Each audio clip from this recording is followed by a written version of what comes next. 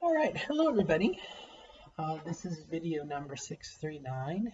It is January 18th, 2020, and back here on the laptop, precariously balanced on top of a cardboard box. And had a slight accident today, flying a drone. Looked like it was going to crash, and of course I reached out and grabbed it, and doing so, it nipped me in the finger. So if you have a drone, you have the option of letting it crash and not getting hurt, or not crashing it and getting hurt, maybe. But anyway, neither here nor there. I'm not sure what to title this one. I want to call it Micro-agressions. A good friend of mine, Jamie Cannon, posted something on our Facebook page that she's experienced a lot of microaggressions, which I had never heard of, and I'm making an attempt to explain them. She did a much better job on our Facebook page, but basically small, very small hence micro transactions that we do during the day, maybe at work. When you go into, let's say, a convenience store and you walk up to the counter, the interaction that you have with that person, small things such as their demeanor, their facial expression, how they treat you, what they say to you, and maybe there's a little bit of danger here of being hypersensitive and thinking that the other person is thinking about you. Maybe they're having a bad day. Maybe they just crashed their drone and they're hiding it from you. But I think what she was talking about was it's like stuff at work and with other people having transitioned, how they treat her. Again, the nonverbal clues, the small things we notice. She mentioned something about walking into a room and hushed conversation, or people looking and talking about you, those kinds of things that she has experienced as part of her transition, and being somewhat in a gap, particularly white male privilege, stereotypically in America, let's say, it's probably changed over the last 30 years or 50 years, women's liberation and whatnot, but the idea of male privilege in general, men being the stronger race. Definitely in America, we are in a male-dominated, we were, if not we are, in a male-dominated society, as opposed to perhaps some places overseas, tribal and other places where you have a matriarchal system and the women are in charge. And I can speak from experience when I converted to Judaism, that the women are much more revered in a traditional Jewish household. It's the matriarch that runs the household, not the man. The woman wears the pants, so to speak, in the family. But again, being in a sense of privilege, okay, if you can agree with, for the sake of this discussion, male privilege, and women as being somewhat as a second-class citizen. We know stereotypically women don't make as much money as men.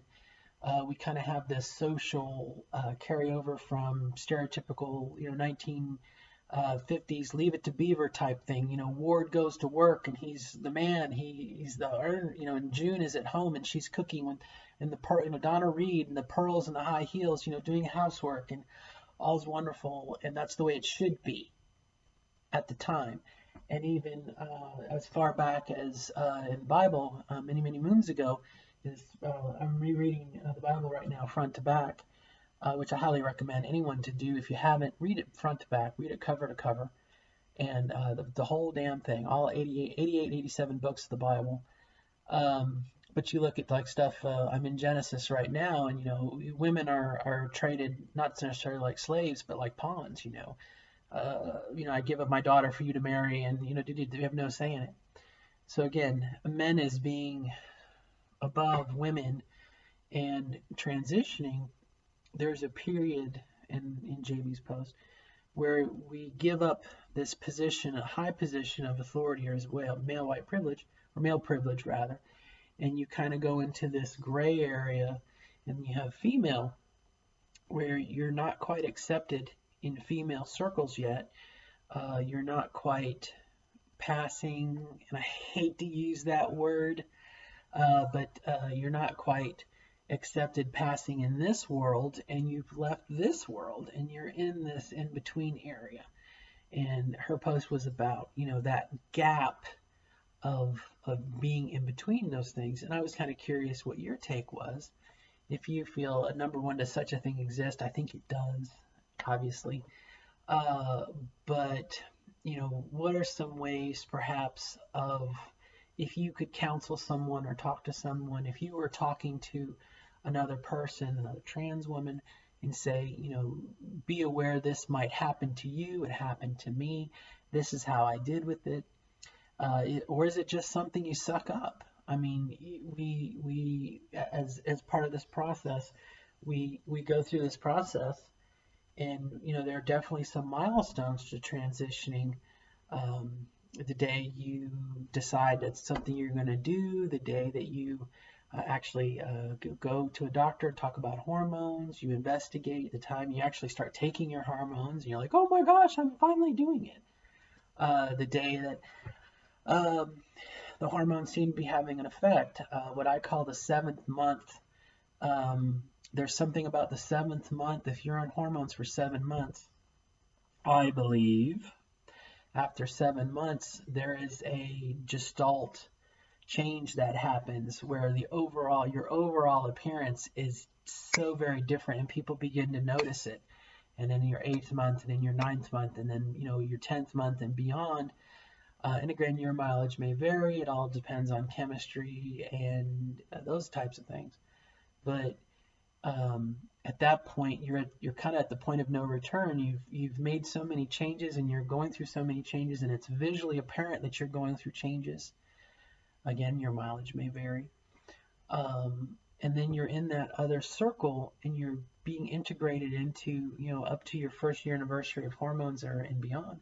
You're being integrated into this new world, and you're having a condensed puberty. You're having your 2nd childhood, your 2nd puberty, and then your 2nd and 3rd year of hormones, you're reaching an equilibrium, and countless other milestones in between. And again, your mileage may vary.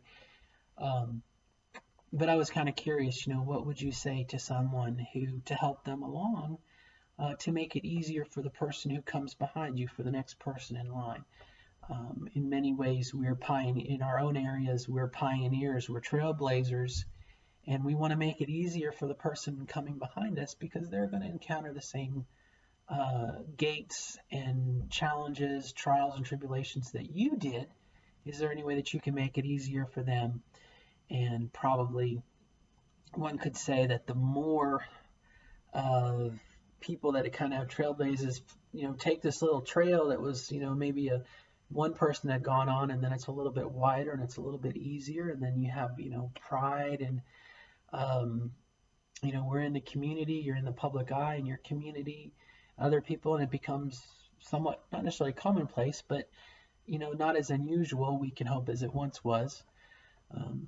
But again, back to the idea of that microaggressions. How does one cope with such things? What advice would you give to someone who is going to some things?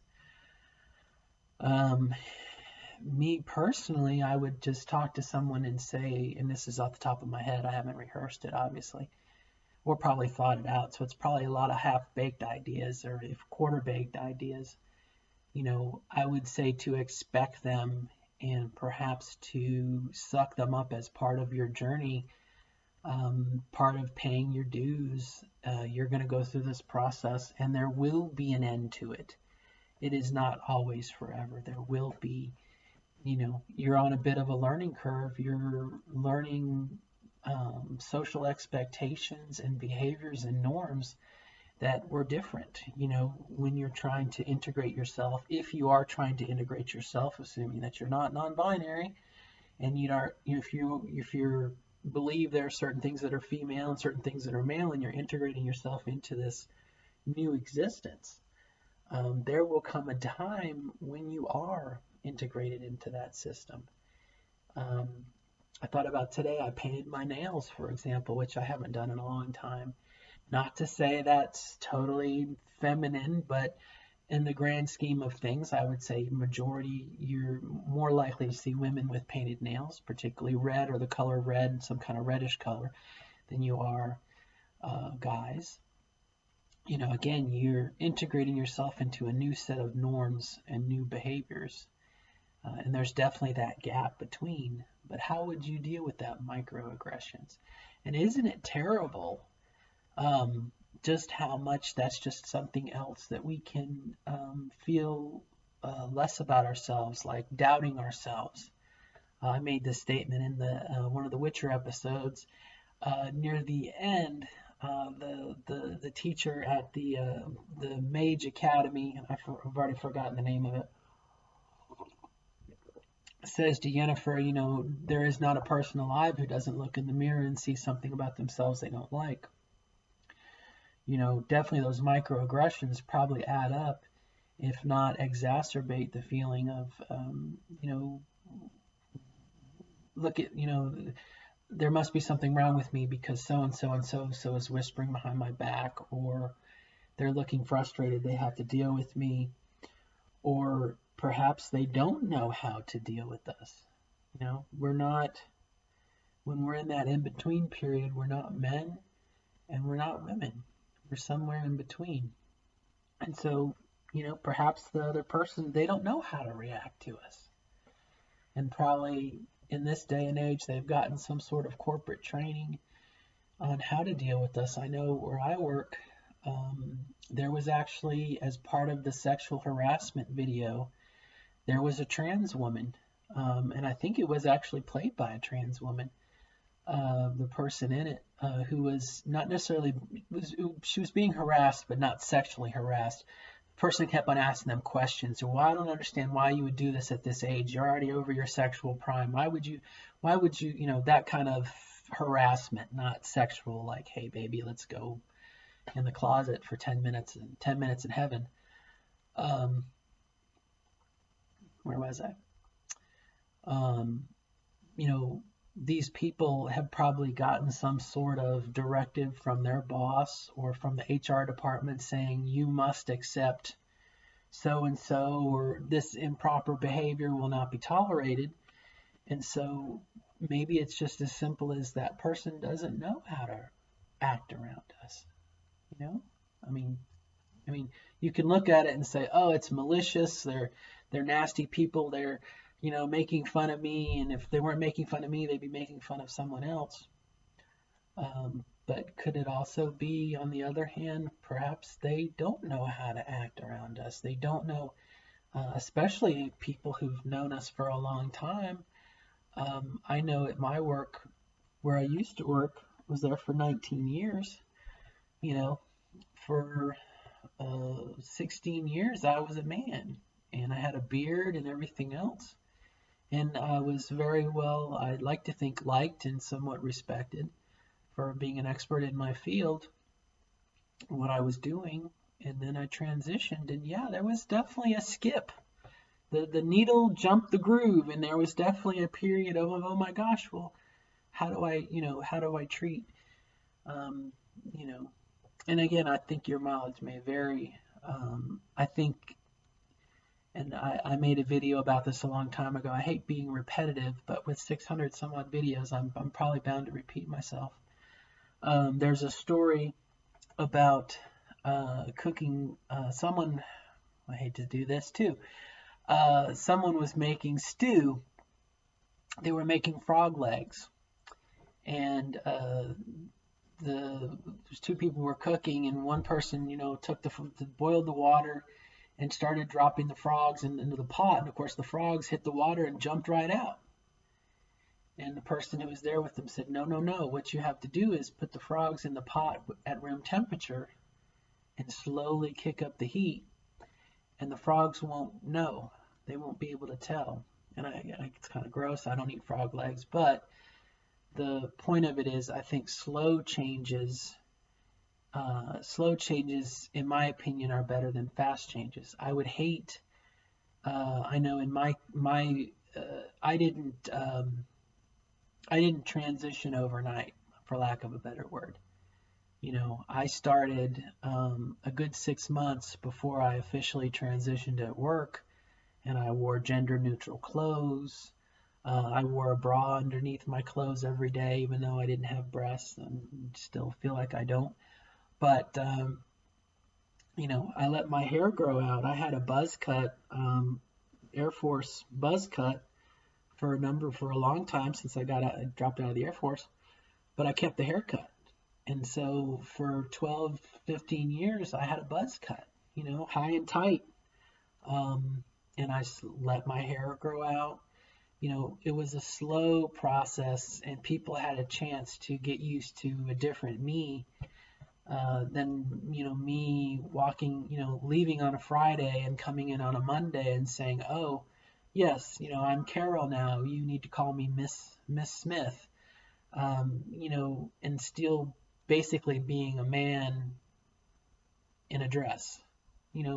That is a hard shift for people to take. And so I think if you can, I would recommend a slow transition. But again, we're talking about that gap between the two. And again, it is, how do you deal with those kinds of things? So if you have any suggestions, I would definitely make a comment, post them in the comments below. And if you have any experiences, feel free to talk about your woes if you need to. It's good to vent. And we'll hang in there. I definitely wish the best of luck to everyone as part of this process. And I know for me it was worth it. There's somewhat of a bit of a postscript to this, I guess, which has nothing to do with microaggressions, but